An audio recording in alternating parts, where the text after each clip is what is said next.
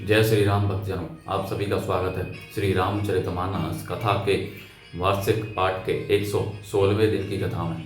श्री रामचरितमानस वार्षिक पाठ में हम फिर दिन 3 दोहे पढ़ते हैं, जिससे हमारी संपूर्ण रामायण 1 वर्ष में पूर्ण हो जाती है। जिन भक्तजनों पे समय की कमी रहती है वे प्रतिदिन मात्र 10 से 15 मिनट देकर श्री रामचरितमानस का पाठ करके अपने जीवन को सफल बना सकते हैं। श्री रामचरितमानस श्री तुलसीदास जी द्वारा रचित हिंदी अवधी भाषा में लिखा हुआ ग्रंथ है, जिसे कोई भी व्यक्ति आसानी से पढ़ सकता है। इसको पढ़ने के लिए संस्कृत के ज्ञान का होना आवश्यक नहीं है।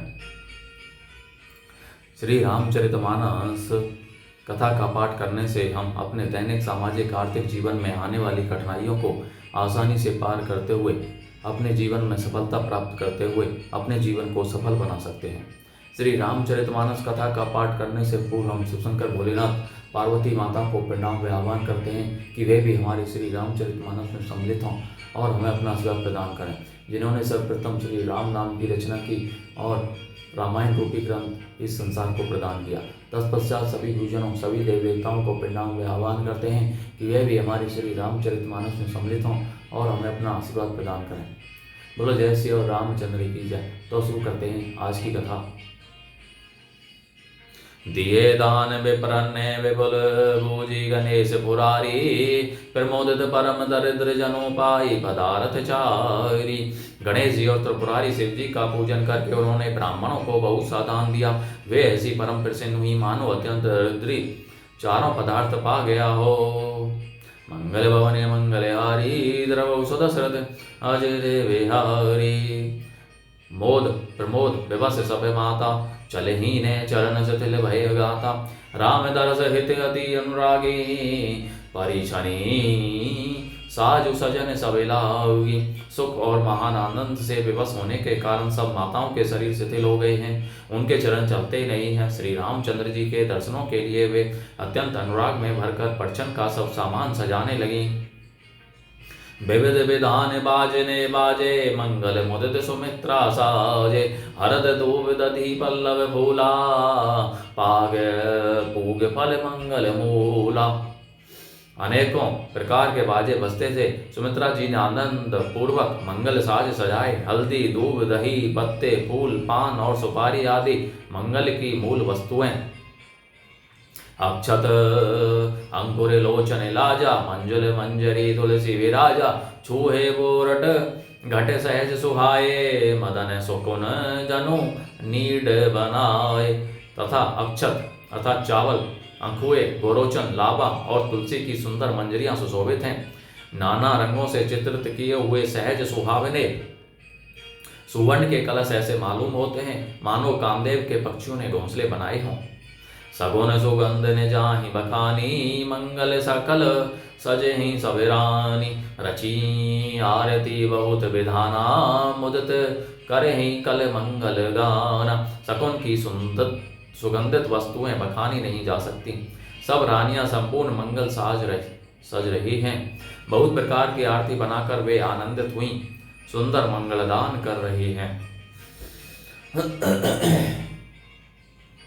कनक थार भरी मंगल नहीं, कमल करन ही लिए मात। चली मुदित परिछनी करन, पुलक पल्लवित गात। मंगल भवने मंगलहारी, द्रवौ सुदशरथ अजय रे बिहारी।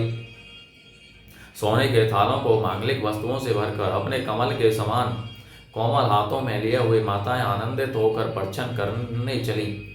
उनके शरीर पुलकावली से छा गए। धूम धूम नभो में चके भयो, सावन घन घमंडो जनूं ठयो।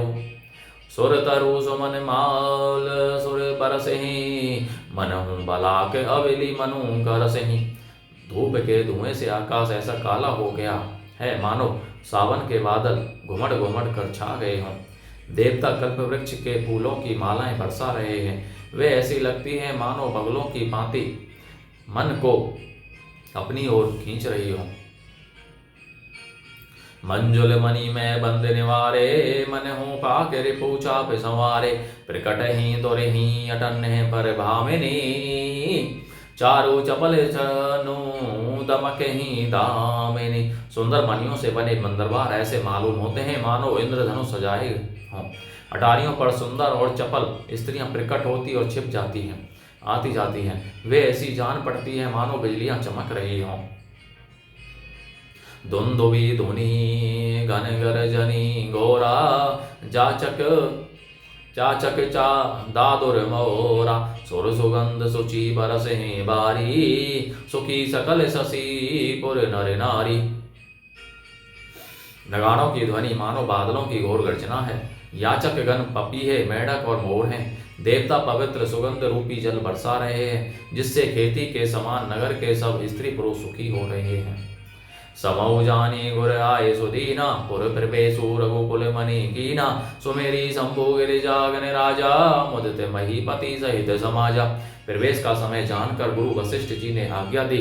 तब रघुकुल श्रोमणि महाराज दशरथ जी ने शिव जी, पार्वती जी, गणेश जी का सिमरन करके समाज सहित आनंद होकर नगर में प्रवेश किया। हो ही सगुन बरस ही सुमन सुर धुंधुबी बजाई। विबुध बधु नाच ही मुदत मंजुल मंगल गाई। मंगल भवनीय मंगल हारी द्रव सुदशरथ अजय रे विहारी। शकुन हो रहे हैं।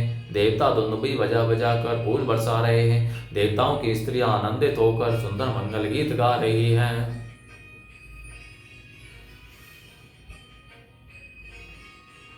मागध सूत बंदी नट नागर गावहीं जसोति लोक उजागर।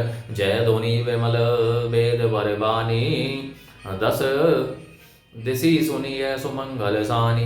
मागध सूत भाट और चतुर नट तीनों लोकों के उजागर सबको प्रकाश देने वाले परम प्रकाश स्वरूप श्री राम चंद्र जी का यश गा रहे हैं। जय ध्वनि और वेद की निर्मल श्रेष्ठ वाणी सुंदर मंगल से सनी हुई दसों दिशाओं में सुनाई पड़ रही है। विपुल बाजने बाजने लागे नव सुर नगर लोग अनुरागे। बने बराती बर निन जाही महामुदित मन सुख न समाही। बहुत से बाजे बजने लगे। आकाश में देवता और नगर में लोग सब प्रेम में मग्न हैं। बराती ऐसे बने ठने हैं कि उनका वर्णन नहीं हो सकता। परम आनंदित हैं। सुख उनके मन में समाता नहीं है। पूर्वासिन ने तब राय जोहारे देखत राम ही भय सुखारे। करहि निछावरी मणि गण चीरा बारी विलोचन पुलक शरीरा। तब अयोध्या वासियों ने राजा को जोहार वंदना की। श्री रामचंद्र जी को देखते ही वे सुखी हो गए। सब मणियां और वस्त्र निछावर कर रहे हैं। नेत्रों में प्रेम आंसुओं का जल भरा है और सरित पुलकित है।